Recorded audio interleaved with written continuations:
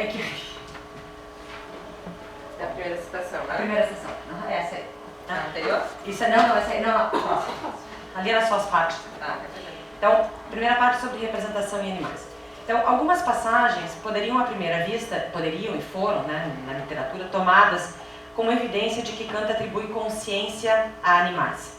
Consideremos essa da chamada lógica de Esch. Com respeito ao conteúdo objetivo de nosso conhecimento ou cognição, em geral, podem-se pensar os seguintes graus segundo os quais ele, né, o conhecimento, pode ser intensificado desse ponto de vista. O primeiro grau do conhecimento é representar-se algo. O segundo, representar-se algo com consciência ou perceber. O terceiro, notar algo ou representar-se algo em comparação com outras coisas, tanto no que toca à identidade quanto no que diz respeito à diferença. O quarto grau, notar algo com consciência, quer dizer conhecer ou cognoscer. Os animais também notam objetos, mas não conhecem. Parece natural concluir que se os animais têm o terceiro grau, eles têm também o segundo, podendo perceber e comparar, a saber, identificar e distinguir representações conscientes. Eles só não seriam capazes de refletir em conceitos as representações conscientes comparadas. Eles seriam, então, capazes de representar, de perceber e de notar. Só não teriam conhecimento ou cognição. Como a percepção envolve consciência, animais seriam seres conscientes. Se essa passagem sugere que animais têm consciência, uma passagem da antropologia, por sua vez, parece aproximar o caso de crianças muito pequenas do caso dessas supostas percepções animais não racionais. Tá? Eu leio uma passagem. Que nesse espaço de tempo, até cerca de 4 meses, uma criança comece a seguir com os olhos objetos brilhantes a ela apresentados, é o começo ainda rudimentar do avanço das percepções, a apreensão da representação sensorial, que serão ampliadas em cognições dos objetos dos sentidos, isto é, da experiência. A lembrança dos anos de infância não chega, porém, nem de longe a essa época, porque não foi a época das experiências, mas simplesmente a época de percepções dispersas ou ainda não reunidas sob o conceito de objeto. Parece, então, que animais e crianças muito pequenos partilham representações conscientes, isso é, percepções, que só mais adiante são desenvolvidas para além de percepções em conhecimentos ou experiências. Deixando de lado, por enquanto, a discussão dessas passagens, e antes de examinar a especificidade da representação humana, vejamos por que devemos atribuir aos animais algo pelo menos muito similar ao que chamamos em nós de representação. Isso é inegável, segundo Kant, na medida em que animais são seres vivos, animados, com alma, com funções irredutíveis à matéria. Eu vou deixar de lado por causa das plantas aqui, que não são seres vivos, propriamente. Viver significa, propriamente falando, ter uma capacidade de levar a cabo ações em conformidade com suas representações. Dizemos que um animal é vivo porque tem a capacidade de alterar seu próprio estado como consequência de suas representações. Um parênteses, uma observação, tá? Eu vou usar várias passagens das chamadas lições, de notas de alunos de aula de Kant. Como é complicado usar essas passagens, eu procurei me restringir a passagens que são recorrentes ao longo dessas notas e todas do período crítico, senão não dá para... Né? Mas ainda assim, elas só podem ser usadas como apoio. Então essa primeira é uma delas e a segunda também. A alma é o princípio que anima um animal, a matéria não pode viver por si mesma. E por último, uma agora da crítica da razão prática, então da obra publicada de Kant. Vida é a faculdade de um ente de agir, segundo leis da faculdade da petição, ou do desejo. Eu usei a tradução do Valério. A faculdade da petição é a faculdade do mesmo ente de ser, mediante suas representações, causa da efetividade do objeto destas representações. Então, é nesse sentido que nós não podemos, supomos que animais agem por representação, na medida em que houve um barulho, representa um prato de comida esse movimento. Nesse sentido, bastante trivial. Segundo ponto, então, passando para o segundo ponto, né, a gente vai ver que, por outro lado, Kant vai dizer que os animais não têm cognição, porque para isso é necessário o entendimento. Então vamos ver por que ele nega aos animais entendimento e, portanto, cognição. Os animais não conhecem porque o entendimento é necessário para o conhecimento ou cognição. Dado que cognição envolve conceitos e que o entendimento é a faculdade de pensar objetos por conceitos, É bastante óbvio que, sem entendimento, os animais não são capazes de cognição. O ponto interessante, contudo, é examinar a razão pela qual, segundo Kant, animais não têm entendimento. Porque lhes falta consciência. E vocês têm a seguinte citação: nós percebemos em nós mesmos um traço específico do entendimento e da razão, a saber, a consciência. A faculdade da consciência não pode ser atribuída a animais. Bom, tem várias dessas assim, eu só selecionei duas. Para compreender em que sentido a cognição depende da consciência, devemos considerar o que é consciência e o que é cognição. Pode passar o segundo. De um lado, temos que consciência é uma representação de nossa representação, ou uma representação de que outra representação está em mim. Portanto, consciência é sempre, em algum sentido, representação de representação. Por outro lado, para a cognição, é necessário relacionar algo como representação a algo como objeto dessa representação. Há várias formulações kantianas nesse sentido, uma delas explícita, por exemplo, quando Kant escreve que não posso permanecer nessas intuições caso devam tornar-se cognições, mas tenho antes que referi-las enquanto representações a algo como objeto. Temos então que consciência é representação de representação e conhecer ou conhecer envolve referir algo como representação a algo como objeto. Ora, referir algo como representação a algo como um objeto envolve representar uma representação, isto é, ser consciente.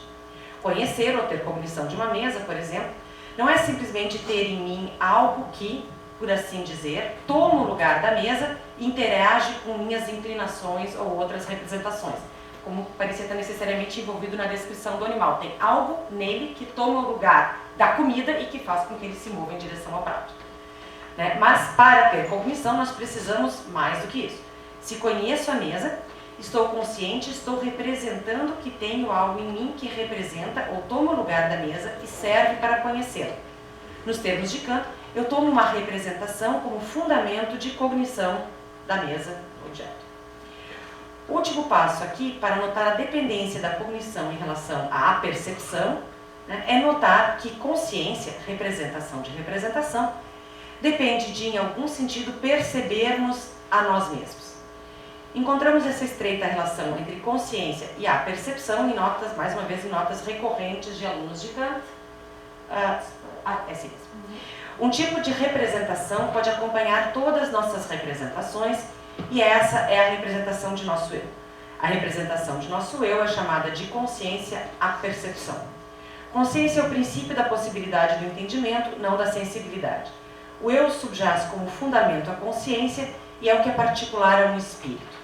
Por fim, nós supomos que os animais poderiam durar e aumentar seus poderes por uma eternidade e ainda assim não alcançariam o entendimento, porque então uma peça essencial precisaria ser acrescentada à sua sensibilidade, unicamente através da qual o entendimento é possível, a saber, a percepção.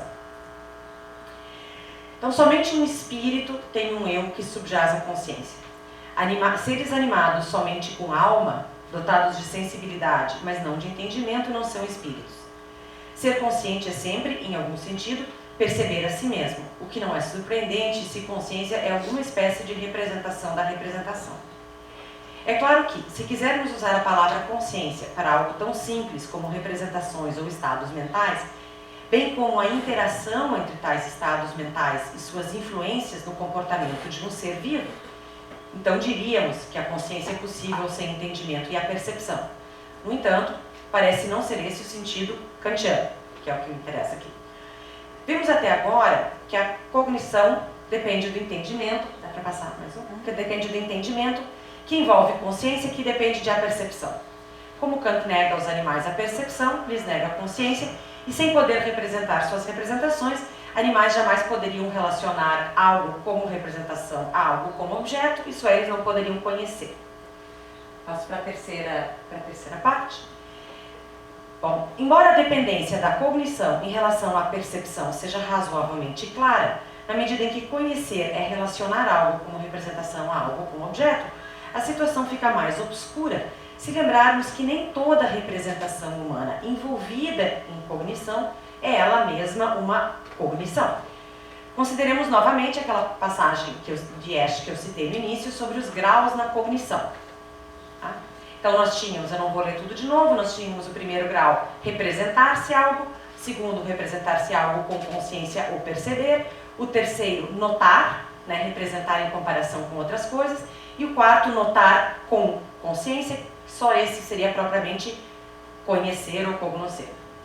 Perceber, portanto, não é ter uma relação conscientemente relacionada ao objeto, não é tomar algo como representação referido a algo como objeto, mas perceber envolve consciência. E como já mencionado, essa passagem parece sugerir que animais também percebem. Antes de analisar o caso das nossas percepções não humanas, vejamos se essa passagem pode ser compatibilizada com as recorrentes afirmações kantianas, segundo as quais animais não têm consciência. Embora pareça natural pensar que a passagem em questão implica que animais têm o segundo grau, uma vez que elas têm o terceiro, convém antes de mais nada ressaltar que se trata, afinal, de uma descrição dos graus da cognição humana. Mais importante, contudo, é ressaltar que se trata de uma de uma descrição dos graus possíveis de intensificação da nossa cognição quanto ao seu conteúdo objetivo. Ou seja, não se trata necessariamente de uma descrição de etapas de desenvolvimento cognitivo. Tudo que a passagem implica é que, no nosso caso humano, quando se trata de explicar o conteúdo objetivo de um conhecimento, parece que poderíamos adotar algo como a seguinte descrição, por enquanto simplificada, depois a gente vê que ela é mais complexa. A descrição seria a seguinte: a afecção por um objeto gera uma representação, um estado da alma ou estado mental. Dado que somos seres capazes de apercepção, somos capazes de perceber, representar esse ser afetado e que algo nos afeta. Animais, ao contrário, como não são capazes de apercepção, não são capazes disso. Mas animais, mesmo sem percepção, mesmo sem serem capazes de consciência de seus estados, mesmo que não sejam capazes de representar suas representações, podem ter o equivalente ao terceiro grau. Podem discriminar objetos graças às representações geradas pelos objetos, mas sem representar suas representações. Para poder discriminar objetos, eles têm de ter algo equivalente a representações, têm de ter algo que toma o lugar do objeto para interagir com outras representações, de tal modo que essas representações possam, para usar uma formulação da primeira introdução à crítica do juízo, que essas representações possam ser instintivamente comparadas em relação com alguma inclinação. Mas isso não necessariamente exige que eles representem essas representações. Assim, eles podem perfeitamente ter algo equivalente aos graus 1 e 3, sem o segundo. Consideremos agora o caso de representações humanas e consideramos o nosso segundo grau de perceber, representar-se algo conscientemente. Um passo importante é levar em conta a especificidade do sentido kantiano de percepção. Dada a familiaridade do termo hoje e o modo como usamos essa expressão, muitas vezes no próprio debate sobre Kant ela é usada como significando simplesmente a representação de algo dado à sensibilidade. O que, uma vez que os animais têm a representação e sensibilidade, eles também teriam.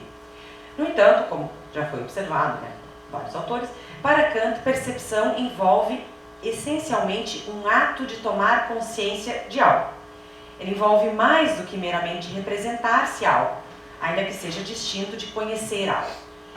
E a diferença e a relação entre perceber e conhecer é explícita em muitas notas de aula, como, por exemplo, as seguintes: se a alma é consciente de si para si mesma, sem ser consciente de seu estado, isso é a percepção. Se a alma é também consciente de seu estado, então isso é sensação ou percepção. Então, na percepção eu tenho consciência de mim mesmo e de um estado, e não simplesmente representação de um objeto. A representação pode ser combinada também com a percepção, a consciência da representação. Uma representação combinada com consciência é chamada percepção, perception. Essa percepção se torna cognição na medida em que a representação é relacionada com consciência a um objeto. E por fim, para usar para usar várias formulações da crítica, nós temos que a primeira coisa que nos é dada é o fenômeno, ou aparecer, ou aparência, que se denomina percepção quando ligado à consciência. Nós vemos também que a síntese da apreensão é a composição do diverso em uma intuição empírica pela qual se torna possível a percepção, isto é, a consciência empírica da mesma, da intuição como um fenômeno. E por fim, que a experiência é uma cognição empírica, isto é, uma cognição que determina um objeto por meio de percepções. É necessário, portanto, distinguir a apreensão consciente da matéria de uma intuição empírica, a mera consciência de sermos afetados de certo modo, uma percepção, que não é necessariamente cognição. Vimos antes, na seção 2, o papel da percepção na cognição, como condição para referir a algo como representação a algo como um objeto. Devemos, por conseguinte, examinar mais detidamente a relação entre percepção e apercepção para compreender o papel da percepção ou consciência nisso que não é cognição, que é um elemento da cognição usado para determinar o objeto. Então, o quarto ponto, dá para passar? Percepção e unidade objetiva da percepção. O exame da relação entre representação e a percepção nos conduz inevitavelmente à consideração da dedução transcendental dos conceitos puros do entendimento. E aqui eu vou fazer um resumo selvagem, que obviamente poderia ser questionado, mas para meus propósitos aqui é o que dá para fazer. Então, na dedução transcendental encontramos que a consciência empírica que acompanha diferentes representações é em si mesma dispersa e sem referência à identidade do sujeito. E por essa razão, de modo a poder saber que tenho tais representações, eu tenho de acrescentar uma representação à outra e ser consciente da sua síntese. Pois, caso contrário, teria um eu tão multicolor e diverso quanto tenho representações das quais sou consciente, o que equivaleria a dizer que não haveria representação do eu. No entanto, o ato originário de acrescentar uma representação à outra e ser consciente da sua síntese é expresso pelas funções lógicas do juízo, e as categorias são expressão universal das mesmas funções aplicadas a representações dadas.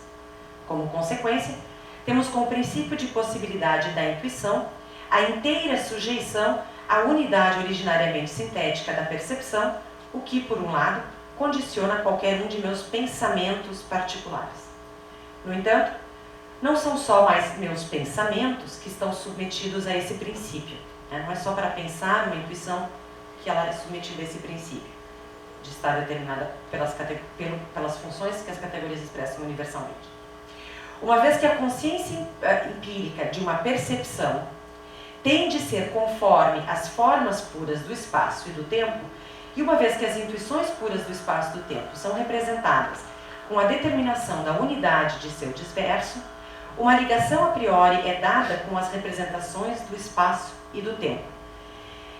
Ligação essa que condiciona a apreensão e, portanto, condiciona a mera percepção. Como se trata de uma ligação originária, diz Kant, ela só pode ser a unidade sintética da ligação numa consciência originária, e se é originária conforme as categorias, a saber, a unidade transcendental da imaginação. Temos, assim, que a unidade sintética originária da percepção, a síntese transcendental da imaginação, conforme as categorias e aplicada ao múltiplo a priori do espaço e do tempo, condiciona a própria percepção. Essa passagem. A unidade objetiva de toda a consciência empírica em uma consciência da percepção originária é assim condição necessária até mesmo de toda a percepção possível, e a afinidade de todos os fenômenos, próxima ou remota, é consequência de uma síntese na imaginação que se funda a priori em regras. Então nós tínhamos visto antes, que eu não sei se eu coloquei se eu retomei passo a passo o próximo slide. O próximo? Deixa aí. Deixa aí.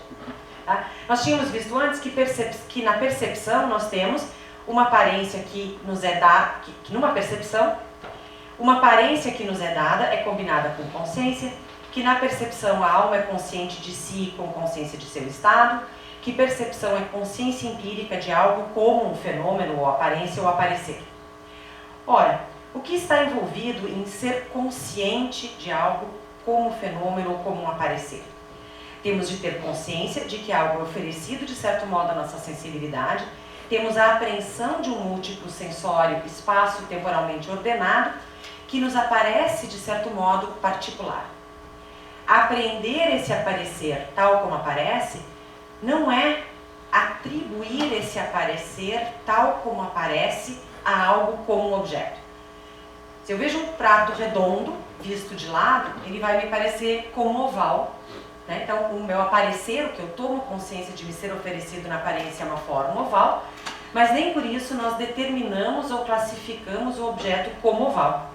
Para a determinação do objeto, né, para tomar algo como representando o objeto, nós levamos em conta as condições da experiência possível, determinamos o objeto não conforme nossas condições particulares de percepção, mas conforme aquelas conexões que podem ser atribuídas a algo que não é redutível ao ponto de vista subjetivo particular, mas conforme regras da experiência possível. No entanto, se temos consciência da ovalidade como um aparecer, temos consciência dela como uma perspectiva possível de algo que aparece e que assim aparece como oval, por estar no espaço e no tempo. Se a representação disso que aparece como algo no espaço depende das condições da representação do espaço, e se essa última, a representação do espaço, por sua vez, depende da unidade sintética originária da consciência, a consciência empírica da aparência, percepção, será conforme as condições que tornarão possível a determinação do objeto por meio de conceitos. Então, ao relacionar as representações, a gente tem uma última, acho que pode passar o seguinte, acho que mais uma, aquela última ali, passagem, né?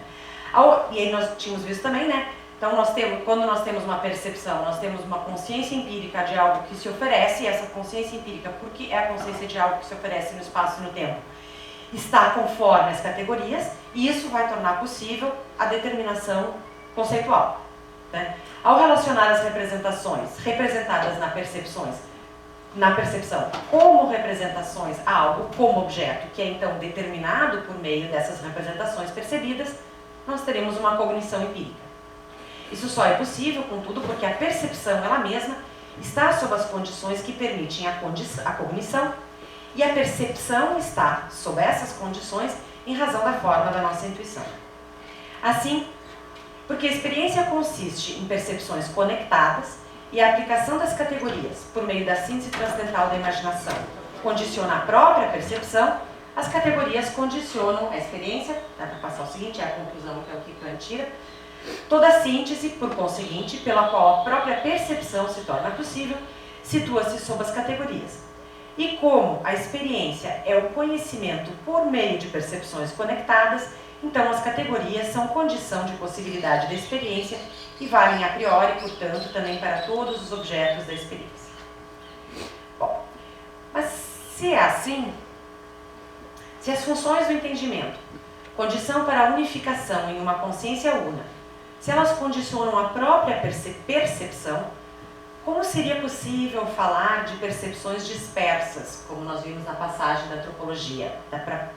Acho que eu não botei de novo, talvez eu tenha colocado, mas lembra que a lembrança dos anos de infância não chega, porém, àquela época, porque não foi a época das experiências, mas simplesmente a época de percepções dispersas ou ainda não reunidas sob o conceito de um objeto. Como compatibilizar essas duas afirmações? É importante ter em mente, para compreender como é que eu posso, de um lado, as categorias condicionarem a percepção e, de outro lado, ter percepções não reunidas no conceito de objeto, perceber que a síntese transcendental da imaginação precede a experiência e fundamenta as demais aplicações do entendimento.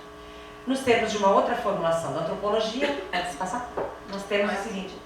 Não, é mais tá? Nós temos o seguinte: a imaginação, como faculdade de intuições, mesmo sem a presença do objeto, é ou produtiva, isto é, uma faculdade de exposição ou exibição original do objeto, que por conseguinte antecede a experiência, ou ela é reprodutiva, uma faculdade de exposição derivada, que traz de volta ao espírito uma intuição empírica que já se possuía anteriormente. As intuições puras do espaço e do tempo pertencem à primeira exposição, todas as restantes supõe uma intuição empírica que, quando se une ao conceito do objeto, se torna, pois, conhecimento empírico, que, quando se torna, pois, conhecimento empírico, se chama experiência.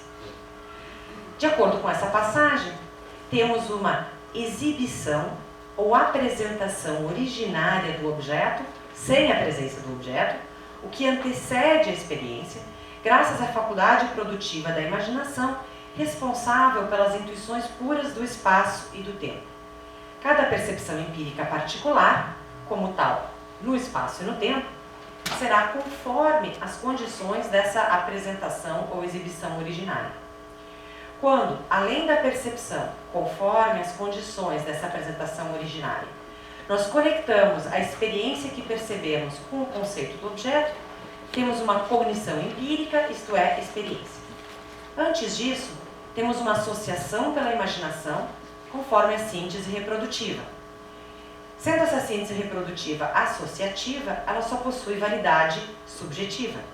A reprodução associativa está, ainda assim, embora ela só tenha validade subjetiva, ela está ainda assim de acordo com a unidade objetiva da apercepção, que fornece as representações do espaço e do tempo como unidades, isso é, de acordo com essa apresentação originária de um objeto em geral, que precede a experiência.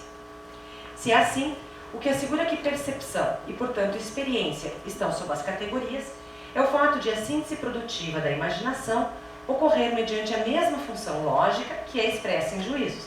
E as categorias são expressão universal dessas funções lógicas quando aplicadas ao diverso da intuição. Que as aparências estejam sob as categorias é, portanto, uma consequência necessária das condições para a autoconsciência, porque, dada a nossa forma da intuição, essas são as mesmas condições que possibilitam tornarmos-nos conscientes de um múltiplo no espaço e no tempo. Representações que não estiverem conforme essas condições seriam tais que sequer poderíamos saber que as temos. Como consequência, toda intuição que pode ser algo para mim, a qual posso tornar-me consciente, está sob as condições necessárias para a cognição, mesmo que essa apreensão ainda não seja cognição.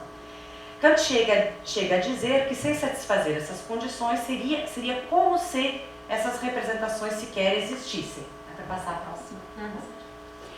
Todas as representações têm uma referência necessária a uma possível consciência empírica. Pois se elas não a tivessem, e fosse impossível tornar-se consciente delas, isso significaria simplesmente que elas não existem. Isso seria como se toda consciência empírica, no entanto, tem uma referência necessária a uma consciência transcendental que antecede toda a experiência singular, qual seja a consciência de mim mesmo com a percepção originária. Falar de representações sem referência a uma possível consciência empírica equivaleria a dizer, a expressão em alemão é Zufilzagen, que essas representações sequer existem. Isto é, representações poderiam existir sem consciência, mas seria como se, isso equivaleria a dizer que elas não existem. E a possibilidade dessa consciência empírica depende da consciência transcendental, como aparece nessa passagem. Uma carta de Kant a Marcus Hertz também insiste que representações que não se conformassem às condições tanto da sensibilidade quanto do entendimento seriam não só inúteis para o conhecimento, mas sequer poderíamos saber que as temos. Próxima passagem. Todos os outros conceitos de coisa que não estão sob as condições, sob essas condições, as condições são forma da sensibilidade, funções do entendimento, são para nós vazios e radicalmente inúteis para conhecimento. Mas além disso, todos os dados dos sentidos para uma cognição possível jamais representariam objetos sem essas condições. Eles sequer alcançariam aquela unidade da consciência requerida para a cognição de mim mesmo, como objeto do sentido interno. Eu sequer jamais seria capaz de saber que os tenho. Consequentemente, para mim, como ser cognoscente, eles não seriam absolutamente nada. Poderiam, se em pensamento me faça um animal, desenvolver seu jogo de maneira ordenada, como representações conectadas de acordo com leis empíricas de associação, e assim até ter uma influência nos meus sentimentos e desejos, em mim, sem eu ser consciente. supondo que eu seja mesmo consciente de cada representação individual, mas não da sua relação com a unidade da representação de seus objetos, por meio da unidade sintética da sua percepção, sem que com isso eu conhecesse qualquer coisa, sequer esse meu estado. Cabe aqui deter-se um pouco nessa passagem. Ela parece implicar a possibilidade de uma consciência de representações individuais sem relação com a unidade originariamente sintética da percepção, contrariamente ao que parece ser a lição da dedução transcendental. No entanto, deve-se observar que a passagem não necessariamente implica a possibilidade da consciência de representações individuais sem relação com a unidade da representação de seu objeto por meio da unidade sintética da percepção. Ela implica, no máximo, a possibilidade da consciência de representações individuais sem consciência de tal relação com a unidade da representação do objeto.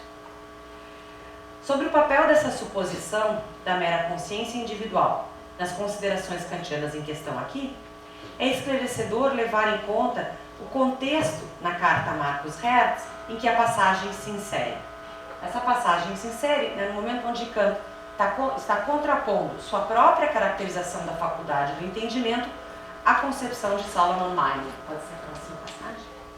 Kant diz o seguinte: a teoria do Sr. Maimon consiste fundamentalmente no seguinte: na alegação de um entendimento, na verdade um entendimento humano, não simplesmente como uma capacidade de pensar, mas de fato como uma capacidade de intuição, onde pensar é somente um modo de trazer o diverso da intuição, que é obscura por causa das nossas limitações, a uma consciência clara. Eu, ao contrário, atribuo o conceito de um objeto em geral, que jamais poderia ser encontrado na nossa intuição mais clara, ao entendimento como uma faculdade específica, a saber, a unidade sintética da percepção, unicamente através da qual o diverso de uma intuição, cada um dos quais posso afinal ser particularmente consciente, em uma consciência unificada, pode ser levado à representação de um objeto em geral, cujo conceito é então determinado por esse diverso. Na medida em que o está sendo comparado são duas concepções de entendimento, o ponto de Kant pode ser simplesmente o de insistir que o entendimento é originariamente a capacidade de referência